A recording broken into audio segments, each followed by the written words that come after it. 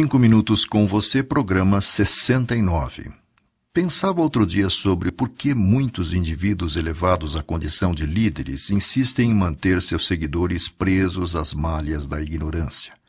A única possível explicação é que a sustentação desse estado é a garantia do poder que exercem e que lhes vale muitas vezes a multiplicação do ganho, fruto do desconhecimento da verdade. No campo da fé, isso se evidencia cada vez mais, demonstrando também uma certa acomodação daqueles que preferem ainda transferir para o que consideram divino o trabalho para a remoção dos obstáculos e dificuldades que lhes surgem no caminho. Talvez, como concluem alguns, seja resultado da imaturidade espiritual predominante no planeta.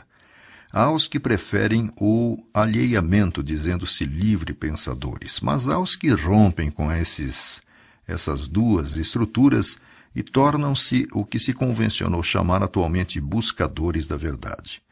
E ela pode ser acessada através de diversas portas. Basta-se ter olhos de ver ou ouvidos de ouvir. A questão da reencarnação, por exemplo, costuma-se associá-la à religião. Chegou ao lado ocidental da Terra através da Grécia por intermédio de Pitágoras, que a havia absorvido nas chamadas escolas de mistérios do Egito, que frequentara ao longo de 9 anos após rigoroso processo de admissão, uma espécie de vestibular aplicado pelos dirigentes das referidas instituições do conhecimento. No Extremo Oriente, porém, a reencarnação já era de domínio público, fosse pelo brahmanismo, dominante na Índia 1300 anos antes de Cristo, fosse pelo reformulado conceito levado a efeito por Buda, aproximadamente 480 anos antes de Cristo. O grande líder espiritual dividiu o conceito em 2 escolas principais, a Mahayana e a Theravada, aparentemente discordantes entre si. A doutrina Mahayana afirma que no momento em que ocorre a morte, a alma é dirigida a um dos 31 estados ou condições que se dividem em 5 classes. Uma esfera celestial, uma condição de fantasma, uma religião similar ao inferno, o renascimento como homem ou mulher e o renascimento como animal.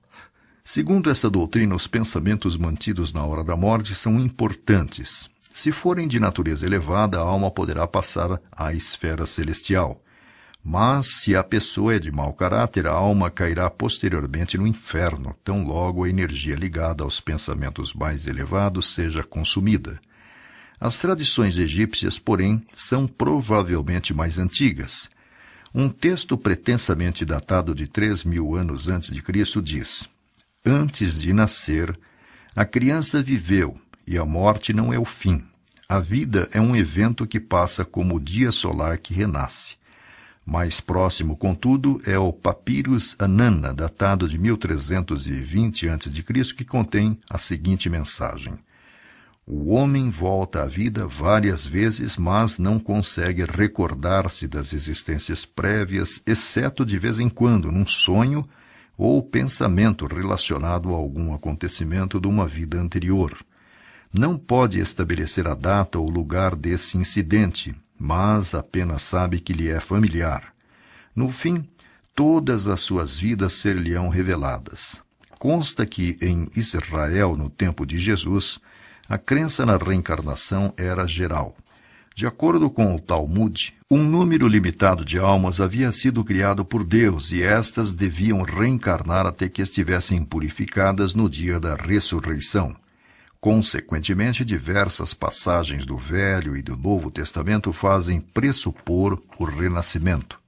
A ideia na cultura ocidental foi oficialmente condenada na Assembleia de 525 d.C., tendo-se anos depois concordado que os adeptos da reencarnação serão ou seriam excomungados ou amaldiçoados. Na religião maometana, a reencarnação é oficialmente rejeitada, exceto num dos seus ramos, seguidores conhecidos como sufis, que a admitem. Quanto a outros povos, sabe-se que no tempo de César, os celtas, os druidas da Gália Antiga e os teutões acreditavam na reencarnação. Os albingenses da França mantinham esse credo nos séculos XI e XII, mas foram exterminados por heresia. O século XX registra algumas ocorrências importantes para a confirmação da existência da reencarnação. As mais impressionantes, todavia, surgem com o resultado das prospecções de um americano chamado Morey Bernstein, que, através da hipnose, levou, nos anos 50, a esposa de um amigo a retroceder no tempo até uma existência que teria tido na cidade de Cork, na Irlanda, onde teria se chamado Bride Murphy. Experimento gravado e transformado em livro sob o título O Caso Bride Murphy. Já nos anos 60, o psiquiatra canadense Ian Stevenson, responsável pela cadeira de psiquiatria da Universidade da Virgínia, inicia, financiado pelo empresário Chester Carlson, o inventor da máquina Xerox, pesquisa que o leva a vários países onde levanta subsídios que resultaram no clássico 20 casos sugestivos de reencarnação. Na Universidade de Rajasthan, na Índia, o professor Hemendras Banerjee desenvolve pesquisas similares, enquanto no Brasil o engenheiro Hernani Guimarães Andrade reúne vários casos, 8 dos quais enfeixados na obra Reencarnação no Brasil. A partir dos anos 70, profissionais da área da saúde mental nos Estados Unidos da América do Norte começam a investigar as regressões a vidas passadas na tentativa de localizar em pacientes a origem de fobias, comportamentos, tendências, manias. Enfim, as evidências foram e continuam se acumulando, embora os meios de comunicação de massa não tenham aparentemente interesse para torná-los conhecidos, certamente pela ignorância dos que gerem tais negócios.